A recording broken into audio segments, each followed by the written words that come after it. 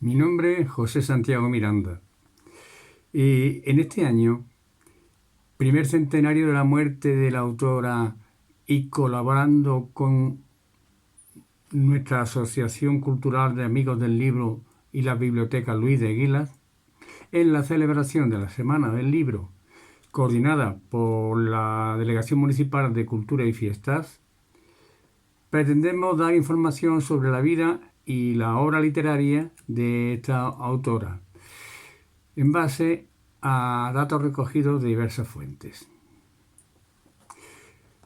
Biografía y obra literaria de Emilia Pardo Bazán. Biografía. Emilia Pardo Bazán y de la Rúa Figueroa, o simplemente Emilia Pardo Bazán, 1851-1921, fue condesa, hija única, y recibió una educación esmerada. Emilia Pardo Bazán es considerada la mejor novelista española del siglo XIX y una de las escrituras más destacadas de nuestra historia literaria. Fue una mujer noble, novelista, periodista, ensayista, crítica literaria, poetisa, dramaturga, traductora, editora, catedrática y conferenciante española e introductora del naturalismo en España. En tiempos de popularidades y simplificaciones, la revisión de la rica y poliédrica figura de la Pardo Bazán adquiere propiedades de vacuna contra el mal del sectarismo. La escritora gallega es la encarnación de las paradojas propias de la vida y de la creación humana. Su padre, convencido sobre los derechos de la mujer, le proporcionó la mejor educación posible, fomentando su amor por la literatura. En la biblioteca paterna encontró acceso a una gran variedad de lecturas. Su formación se completó en la capital de España, donde solía pasar los inviernos la familia debido a las actividades políticas de su padre, militante en el Partido Liberal Progresista. Emilia asistía a un colegio francés, lo que le sería especialmente útil posteriormente, dado sus frecuentes viajes a Francia para conectar con el mundo literario europeo y conocer y tratar a relevantes autores. El año 1868 supone un hito en la vida de Emilia. 3 acontecimientos importantes en mi vida se siguieron muy de cerca. Me vestí de largo, me casé y estalló la Revolución de Septiembre de 1868. Al casarse, Emilia tenía 16 años y su marido, José Quiroga, estudiante de Derecho, 20. Tuvo 3 hijos. La relación matrimonial se resintió más a causa de los trabajos intelectuales y literarios de ella que por causas personales, aseguran los cronistas. Fue partidario del carlismo durante el sexenio revolucionario 1868-1874. En 1873, con la Primera República, la familia Pardo Bazán, también los recién casados, abandonan temporalmente España. El viaje se prolonga por varios meses por Europa, lo que despierta en Emilia la inquietud por los idiomas con el deseo de conocer a los grandes autores de cada país en su lengua original. Su inquietud intelectual va en aumento y el influjo de los krausistas la empuja a la lectura de los místicos y de Kant, y esto, a su vez, la conducen hasta Descartes, Santo Tomás, Aristóteles y Platón. A mediados de los años 80, abandona el carlismo integrista para aproximarse a posiciones más moderadas y comienza a colaborar con publicaciones de orientación monárquica y liberal, como el ABC o el Imparcial. Sus antiguos correligionarios del carlismo tradicionalista radical no le perdonarán nunca esta defección. Durante años será víctima de sus furibundos ataques. Paradójico o contradictorio, el tradicionalismo de Pardo Bazán contrasta vivamente con su actitud más que avanzada en las relaciones afectivas. En 1881 se data el inicio de la correspondencia epistolar con Benito Pérez Galdós, con quien mantiene una relación literaria que derivará hacia una intimidad amorosa de larga duración, especialmente tras la separación de Emilia y su esposo a partir del año 1883. Con el escritor canario mantuvo un tórrido romance, amorío que ella combinó con otras aventuras esporádicas. Él también alternó ese romance con el de otras mujeres. De la relación amorosa de Galdós se ha conservado parte de una abundante correspondencia. En 1887 es la primera mujer que ocupa la tribuna del Ateneo de Madrid. También había sido la primera mujer en hablar en público en la Universidad de la Sorbona de París. El Ateneo premia sus conferencias y enseñanzas con un nombramiento sin precedentes. Se convierte en la primera socia, no socio, de la institución en 1905. Fue doña Emilia una figura reconocida en la vida literaria, cultural y social. En 1908, condesa de Pardo Bazán, título que le otorga Alfonso XIII en reconocimiento a su importancia en el mundo literario. Desde 1910 era consejera de Instrucción Pública, socia de número de la Sociedad Matritense de Amigos del País desde 1912 y recibiría del Papa Benedicto XV la Cruz Pro Ecclesia Pontifice. En 1916, el ministro de Instrucción Pública la nombra catedrática de Literatura Contemporánea en la Universidad de Madrid, Central de Madrid. Las clases de Emilia Pardo Bazán eran las más concurridas de la época. Sin embargo, un reto se le resiste. No logrará ingresar en la Real Academia de la Lengua. Intentó su ingreso en varias ocasiones, la última en abril de 1912, cuando elevó una instancia oficial en la que adjuntaba memorial y un extenso currículum vitae. La Real Academia rechaza la candidatura, alegando un defecto de forma en la instancia. Los intelectuales reaccionaron en bloque oponiéndose a la posibilidad de que mujeres ocupasen sillones en la academia. Una pretensión estrafalaria, la llamaría el escritor y polígrafo Marcelino Menéndez y Pelayo. José Zorrilla, autor de Don Juan Tenorio, opinaba que las mujeres que escriben son un error de la naturaleza. Y sostiene Clarín, el autor de La Regenta, ser académica, ¿para qué? Es como si se empeñase en ser guardia civil o policía secreta. No obstante, la escritura obtuvo el apoyo de destacados intelectuales y hubo campañas favorables en periódicos de Galicia y de Madrid. El 12 de mayo de 1921, una complicación con la diabetes que padecía provocó la muerte de nuestra autora. Obra literaria. En 1876 se dio a conocer su primer trabajo como escritora con la obra Estudio crítico de las obras del padre Feijóo, con la que ganó un concurso en Orense. Es un ensayo sobre este intelectual gallego del siglo XVIII por el que la escritora siempre tuvo gran admiración. En 1881 publicó su primer libro de poemas, Jaime, escrito desde 1876 y que dedicó a su primer hijo, recién nacido. La afición al género novelesco no es temprana en doña Emilia. El conocimiento de la obra de sus contemporáneos le anima a escribir su primera novela, Pascual López, autobiografía de un estudiante de medicina, en 1879. Novela romántica y realista ambientada en Santiago de Compostela.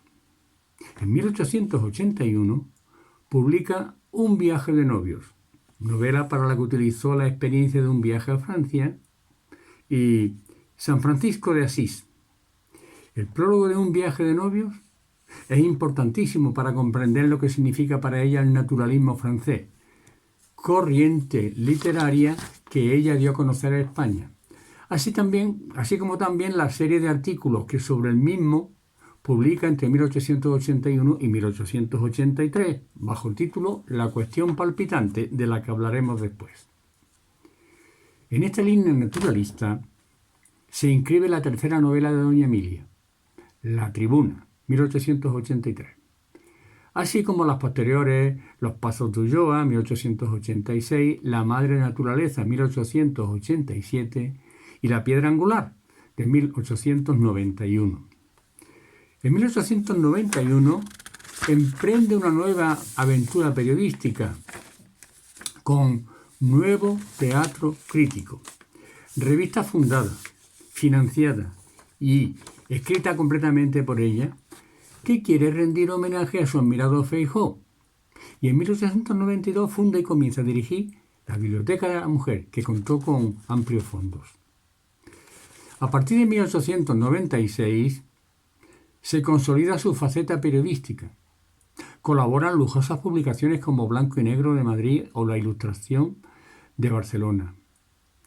Desde tiempo atrás venía colaborando en numerosas revistas y periódicos con crónicas de viajes, artículos, ensayos y numerosísimos cuentos. Escribió más de 600, que agruparía en varias colecciones: cuentos de marinera, cuentos de amor, cuentos profanos, cuentos de Navidad y Reyes. En 1903, su novela La Quimera verá la luz como libro. Antes se había publicado en fascículos. Confirmando su criterio de que la novela debe reflejar el momento en que fue escrita, se aparta del naturalismo y pueden apreciarse en esta obra ciertos ecos modernistas y simbolistas, también tendencias europeas. Todavía no había intentado doña Emilia llevar a la escena sus obras de teatro, y en 1906 estrena en Madrid, sin éxito, Verdad y Cuesta Abajo. Paso a comentar los rasgos más sobresalientes de la autora recogidos en sus obras. 1. Naturalismo. Emilio Pardo Bazán admira el naturalismo francés, pero defiende la literatura española y su carácter castizo, que considera un realismo propio de España. Aunque parte de su obra está considerada como naturalista, algunos especialistas establecen que lo relevante es el hecho de que la autora, con La cuestión palpitante, introdujo en España el debate sobre las propuestas de Emilio Zola. En realidad, aunque criticaba el naturalismo, defendía el valor literario de Zola, lo que provocó un importante revuelo y recibió numerosos ataques entre los defensores de la religión y la moral, que la identificaron con la postura atea y provocativa del escritor francés. Desde Francia, Zola elogió el texto y se mostró sorprendido de que la autora fuera una mujer. El método naturalista culminó en Los Pasos de Ulloa, entre 1886 y 1887, su novela más famosa y la obra que la consagró como una de las grandes escritoras de la literatura española. En ella describe la decadencia de la oligarquía terrateniente, que ha perdido su papel de liderazgo social en el mundo rural gallego. La Madre Naturaleza de 1887 es una fabulación naturalista en la que cuenta los amores incestuosos entre dos jóvenes que no saben que son hermanos. Para José García López, en su Historia de la literatura española, Zola, la figura capital del naturalismo, tiene una concepción determinista de la existencia humana, en la que, descartando el influjo del espíritu, se reducía la vida del hombre a una consecuencia fatal de factores materiales, donde los hechos psíquicos están sujetos a leyes tan inexorables como los fenómenos físicos. Zola escogió ambientes de degeneración y miseria y tipos humanos alcoholizados, locos, enfermos, con los instintos más primarios y brutales. El naturalismo de Zola, continúa García López, influyó grandemente en toda Europa. En España, donde siempre se prefirió la fórmula realista, su acción no llegó a ser muy considerable. Dice García López que en La cuestión palpitante, La Pardo Bazán trata de justificar la escuela francesa contra la acusación de inmoralidad, alegando que, comillas, descartada la perniciosa herejía de negar la libertad humana, no puede imputársele otro género de delito, dirá la autora. Pero en otros momentos alude ella misma a los defectos del gusto, a la falta de selección artística. Aunque elogia la exactitud y la fuerza descriptiva de Zola, opone a la fórmula naturalista la del realismo español, exaltando nuestro, comillas, nuestro realismo, el que ríe y llora en la Celestina y el Quijote, y que, como el hombre, reúne en sí materia y espíritu, tierra y cielo. Para Guillermo Díaz Plaja, en Historia de la literatura española encuadrada en la Universal, la autora apunta a los defectos a que podía llegar el naturalismo. Elogio, dice la autora, la observación paciente, minuciosa, exacta, que distingue a la moderna escuela francesa, pero desapruebo como hierros artísticos la elección sistemática y preferente de asuntos repugnantes o desvergonzados, la prolijidad nimia y a veces cansada de las descripciones y, más que todo, la perenne solemnidad y tristeza. Nuestra autora, asevera Díaz Plaja, propone un realismo a la española que se nutra de la observación de la naturaleza, procurando equilibrar inteligentemente los elementos que en ella se encuentran. El segundo rasgo, novela social. La Tribuna, de 1883, es considerada la primera novela social de la literatura española. Cuenta la historia de una mujer obrera y recoge las condiciones de trabajo en una fábrica de tabacos de La Coruña, la ciudad natal de la Pardo Bazán, mostrando el ambiente de las cigarreras. Es la historia de una huelga y la protagonista es una joven valiente y resuelta que encabeza las reivindicaciones obreras. Una mujer guapa, engañada por un señorito que la seduce y la abandona.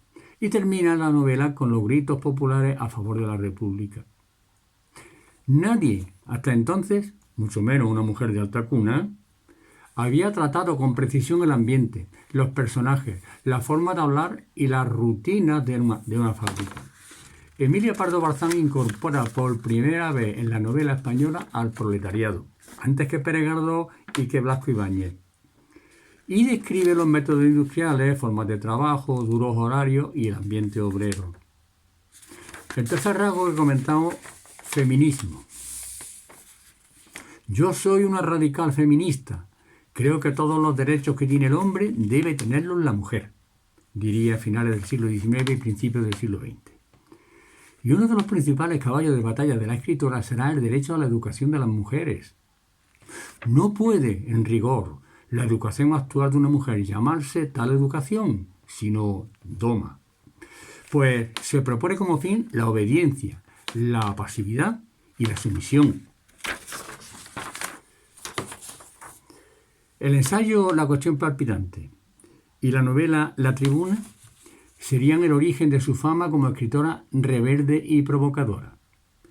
Emilia tuvo que luchar contra el machismo de la época, evidentemente. Decía, la mujer tiene que trabajar y tener un salario para ser realmente libre e igual al hombre. Es una de las frases más célebres de la autora.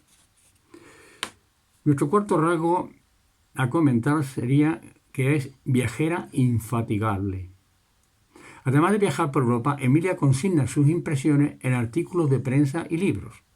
40 días en la exposición, la Universal de París de 1900 y por la Europa Católica de 1902. Ella se quejaba de parecer, comillas, una de las pocas personas que en España tienen la cabeza para mirar lo que pasa en el extranjero. El quinto rasgo es como cosmopolitismo. Pardo Bazán también mostró un gran cosmopolitismo en cuanto a la búsqueda de la modernidad y el progreso, y el interés por los avances científicos y tecnológicos. Por eso se interesó por la electricidad, aplaudió la irrupción del cine y escribió sobre ciencia, en especial acerca del darwinismo, aunque fuera para criticarlo. Fue además toda una pionera en esto como en tantas otras facetas de su vida. Conservadora, sí, pero también avanzada y a su manera progresista. La sexta y última de las características, curiosidad intelectual. Darío Villanueva, exdirector de la Real Academia de la Lengua, resalta su inagotable curiosidad intelectual, que Menéndez Pelayo atribuía en carta a Varela a la naturaleza receptiva, eufemismo de frívola propio de la mujer. Esa curiosidad intelectual hizo que Emilia fuera una serie de insaciable zahorí por el universo de las ideas. El pensamiento cristiano, pero también el positivismo darwinista, el krausismo y en general el regeneracionismo del que participó a su manera. Y una zahorí también, introduciéndose por el universo de las formas novelísticas, desde el costumbrismo, desde el que partió, como tantos otros escritores de su época, hasta el naturalismo, sobre el que escribió el libro La cuestión palpitante, lleno de equilibrio y distancia, y por ello malinterpretado. También se introdujo en los nuevos vientos espiritualistas de la gran novela rusa del siglo XIX, de la que fue asimismo divulgadora entre nosotros. Y hasta practicó el simbolismo como antesala de una modernidad a la que escribió su última etapa narrativa a partir de 1903. El legado de Emilia Pardo Bazán, concluye Darío Villanueva, sería pues el de una autoconciencia creativa y una apertura intelectual. Por último, comentar que en el centenario conmemorativo de Emilia Pardo Bazán, que tendrá lugar en la Biblioteca de España, tendrá como acto central una gran exposición entre el 21 de mayo y el 29 de agosto, con más de 200 piezas entre libros, impresos, manuscritos, grabados o fotografías procedentes de la propia Biblioteca Nacional y de otras instituciones. La exposición se titula Emilia Pardo Bazán, el reto de la modernidad. Además de ese rasgo de modernidad, la muestra subrayará la dimensión transnacional y europea de la autora y ahondará en sus ambivalencias. Frente a la todavía consideración de la Pardo Bazán como escritora naturalista, dice González Herrán, director de la exposición, hoy, a la hora de calificarla, se suele atender más a la propia autodefinición de la autora como encuadrada en la investigación y en la difusión de las corrientes literarias.